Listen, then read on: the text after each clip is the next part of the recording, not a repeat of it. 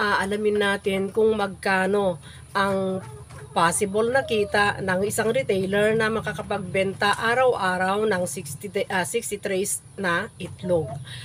At syempre, yung kita ng retailer at saka yung farm, no? Kasi farm yung kinompute natin nung nakaraan. Yung kita ng retailer at saka ng farm ay magkaiba. Pero kailangan lang natin malaman kung magkano naman ang kikitain ng retailer na makakapagbenta ng 60 trays eggs a day. At syempre, yung 60 trays kasi, kung hindi mo i-goal na mabenta mo araw-araw yun, hindi mo yun mabebenta.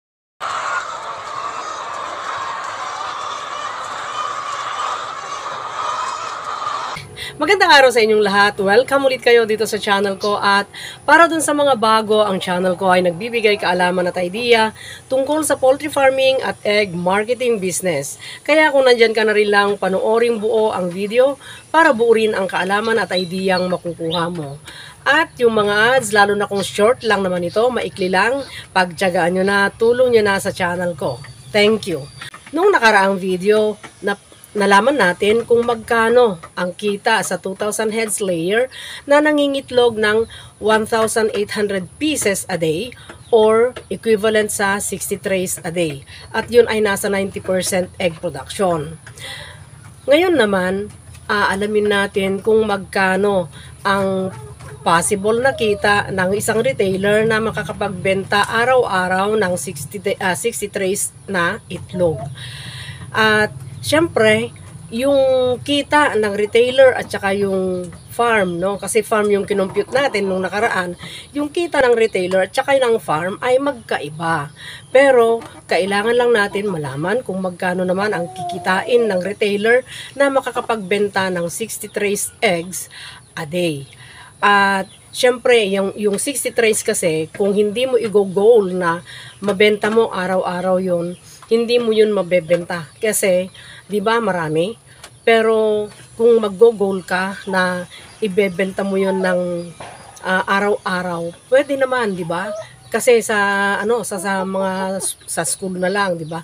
Pwede naman kasi i-retail mo. Pwede kasi ikaw na naghatid, di ba? Ikaw nang magbibigay sa kanila. Hindi naman na sila pupunta dun sa market, 'di ba? Or kaya mag-aabang pa sila ng mga wholesaler na bibilhan nila. So, pwede mong i-retail 'yon, lalo na sa mga kakilala mong mga teachers, mga employees, mga neighborhood mo, mga ganyan, no? Pwede kasi sa palipaligid pa lang marami kang mabebenta. At saka hindi ibig sabihin na pag daily na ibebenta mo ay hanggang umaga ka lang or hanggang hapon ka lang. Meron yung mga masisipag na hanggang madilim na nagbebenta pa. Mga ma-attain lang nila yung ma-achieve lang nila yung goal nila at saka yung income na iniisip nila. So, kung halimbawa, kasi ang sari-sari yung mga sari-sari store na maliliit, nagma-mark up ang mga yan ng mga hanggang 20 to 30 pesos per tray. Totoo yun, kasi pagko-computein mo yung dun sa wholesale, kasi kung ikaw ay may alam ka sa presyo dun ng farm gate price or wholesale price, tapos makikita mo yung presyo ng sari-sari or kaya yung mga nagre-retail, no? Alam mo kung magkano yung kita niya. Alam mo kung magkano yung markup niya dun sa per tray. Kaya yung mga yan, nagma-mark up sila ng mga 20 to 30 pesos. Depende dun sa layo ng lugar or depende dun sa bait ng nagre-retail. Diba? So, okay lang naman yon kasi ang binebenta naman nila usually ay mga 2 trays, 3 trays, 5 trays, 10 trays, 20 trays, marami na yon sa kanila, no? At saka medyo mabagal nilang ibebenta yung mga yon kasi ihihintay lang nila, hindi nila iikot. So, hindi roving ang negosyo ng mga yan. So, ikaw naman na magre-retail, di ba? Diskarte lang yan. So, may kinontak ka ng, bigyan kita ng ganito, itong presyo ko. Di ba?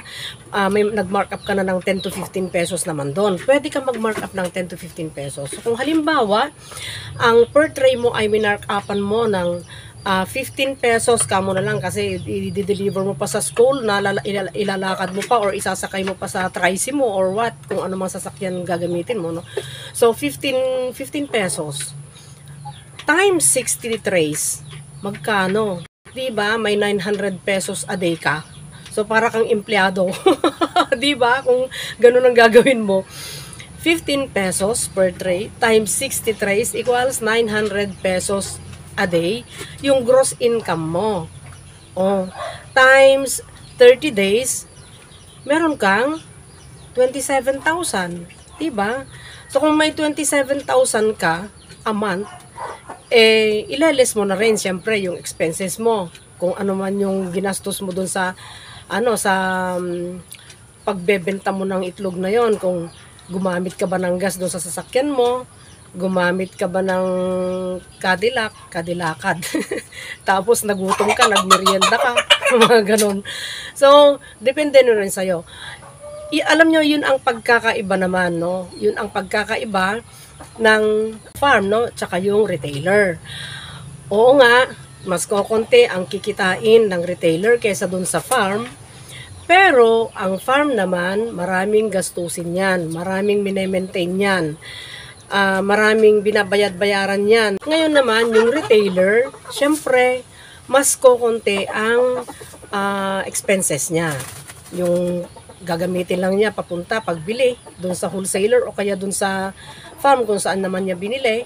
O kung minsan pa inihahatid sa kanya ng wholesaler yung itlog, so wala siyang wala siyang expenses doon sa pagbili kasi inihatid sa kanya, 'di ba? Dineliver. So ang possible lang na expenses niya ay yung pagde-deliver naman niya. Kasi kung gagamit nga naman siya ng ng gas doon sa sasakyan niya para i-deliver yung mga itlog kung saan niya i-deliver.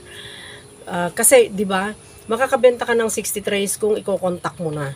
Contact. Yung mga kakilala mo, bigyan kita ng ilang trays ang kukunin mo. O, di ba? Bibigyan kita ng 2 trays. Mga ganun. Ganun na. Hindi yung ilalako mo na itlog kayo dyan, ilang piraso ang bibilhin mo, mga ganun-ganun. Mahirap yun. O, di ba? May social media naman. Meron namang cellphone, tawag, text, pero mas maganda kung tawag kasi tawag ka sa messenger kung hindi ka mahiling mag-load, pareho ko. Messenger na lang ako, di ba? O kaya kung wala ka namang messenger at hindi ka teki-teki, di tawag ka na lang, mag-unli ka. O tapos tawagan mo lahat yung mga kakilala mo, ilang trays, o hahatid ko, ganitong oras, di ba? Kikita ka.